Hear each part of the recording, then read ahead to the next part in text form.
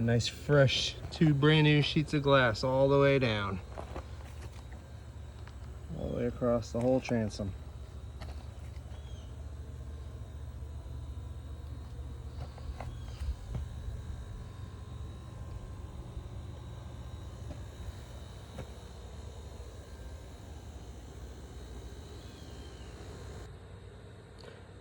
When you're measuring your glass, don't worry too much if you have a bunch of excess over.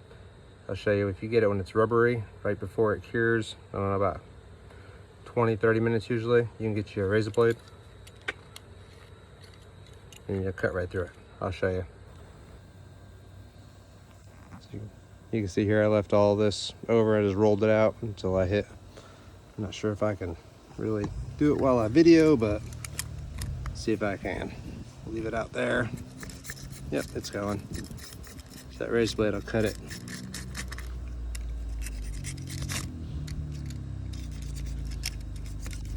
Obviously, if you have 2 hands, it goes a lot easier, but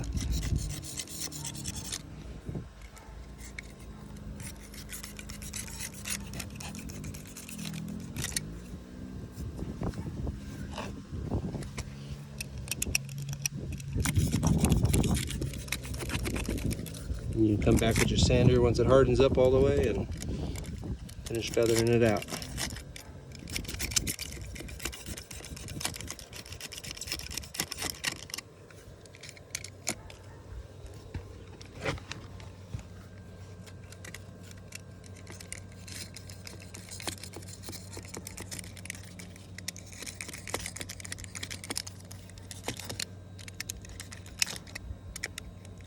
Boy, it's a lot harder when you're one-handed. But you get the idea, it cuts it pretty smoothly. If you wait too long, it'll be rock-ass hard. You won't be able to do this. So you want to get this about, like I said, 20-30 minutes in. Should cut like butter. Get you a nice good blade. Yeah, a little strand there. That way you can just roll it out to your edges. And this I rolled a little too far. I'm probably gonna cut that with 2 hands. But gives you an idea. So we have a couple layers of glass all the way down this now.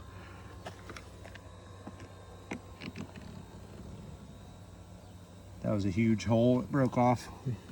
Reshaped that.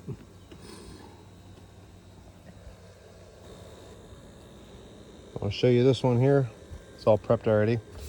I don't have extra cameras to show while I'm actually working, so we got about 3 layers of resin on here.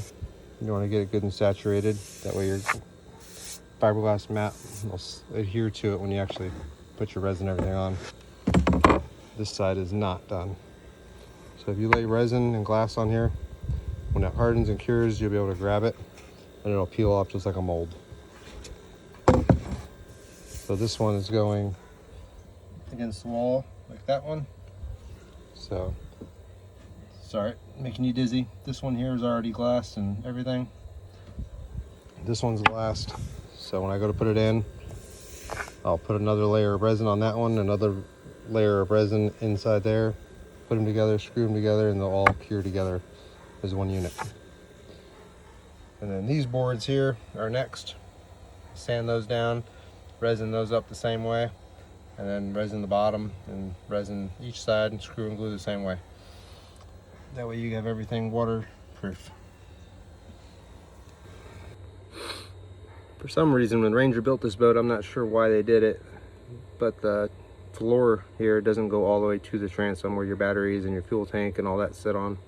So that's why I built these extra floor pieces to go all the way to the transom. That way it'll help reinforce that transom a little bit. They left like a 6-inch gap, and underneath there is just spray foam. So this one isn't sanded yet. You can see it's dark. This one is sanded. You know, get all that, get a good texture for that here too. This is pressure treated 3/4 inch plywood. One more board to sand, then we'll start doing some resin.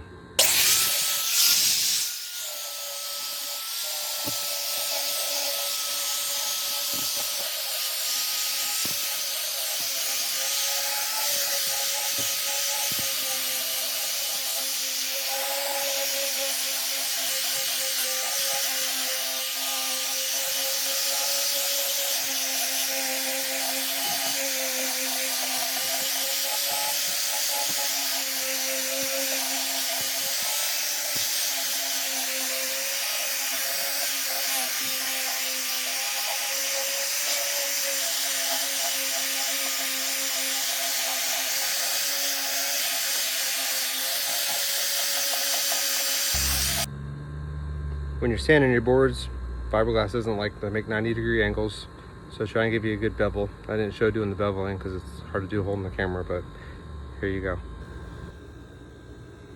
Yeah, I really can't even hardly see it, but just hit you a nice little 45 bevel on all the edges. Give that glass, and when you're doing your radiuses inside, it gives something to adhere to, a little stronger, a little more surface area. 90-degree angles tend to crack.